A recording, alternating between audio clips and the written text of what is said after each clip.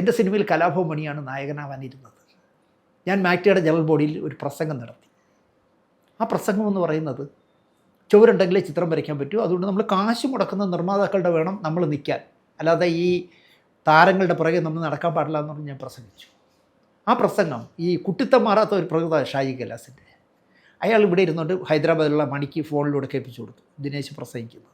അയാൾ എനിക്ക് പാരവെച്ചതല്ല, പാരവെച്ചാണെങ്കിൽ അയാൾ രഹസ്യമായിട്ട് അത് കഴിയുമ്പോൾ അണക്കിയില്ലേ. അയാൾ ആ പ്രസംഗം മുഴുവൻ കേൾപ്പിച്ചു കൊടുത്ത് മണിക്ക് വയറ് നിറച്ച് അത് കിട്ടിയെന്ന് മനസ്സിലായപ്പോൾ ഫോൺ കൊണ്ടത് ഇരിക്കുന്നുണ്ട്. നമുക്ക് മണിയില്ല. അത് ഈ കുട്ടിത്തം മാറാത്തോണ്ട് പറ്റുന്നൊരു കുഴപ്പമാണ്. അപ്പോൾ മണി എന്നോട് കയറി ചൂടായി.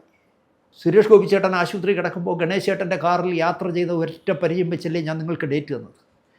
നിങ്ങൾ പറയുന്നു താരങ്ങളെ ബഹുമാനിക്കാൻ പാടില്ല. ഞാൻ പറഞ്ഞു ബഹുമാനിക്കാൻ പാടില്ല എന്നല്ല, താരങ്ങളല്ല മലയാള സിനിമയിലെ താരങ്ങളെന്ന് പറഞ്ഞാൽ റോഡിൽ സർക്കസ് നടത്തുന്ന ആളുകൾ കൊണ്ട് നടക്കുന്ന കുരങ്ങൻ്റെ റോളേ ഉള്ളൂ എന്ന് ഞാൻ ഓർത്ത് നോക്കി പറഞ്ഞു.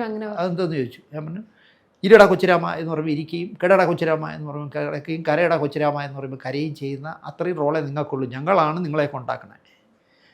നല്ല നിർമ്മാതാക്കളും നല്ല സംവിധായകരും വിചാരിച്ചാലേ താരങ്ങളുണ്ടാവും. അതുകൊണ്ട് ഞാൻ നിങ്ങളോടൊരു കഥ പറഞ്ഞു, നിങ്ങൾക്ക് ആ കഥ ഇഷ്ടപ്പെട്ടു, നിങ്ങളിപ്പോൾ വാങ്ങുന്നതിനേക്കാൾ ഇരട്ടി പൈസ എന്നോട് ചോദിച്ചു, ഞാൻ തരാമെന്ന് പറഞ്ഞു. ഇത്രയേ ഉള്ളൂ, ഗീവ് ആൻഡ് ടേക്ക്.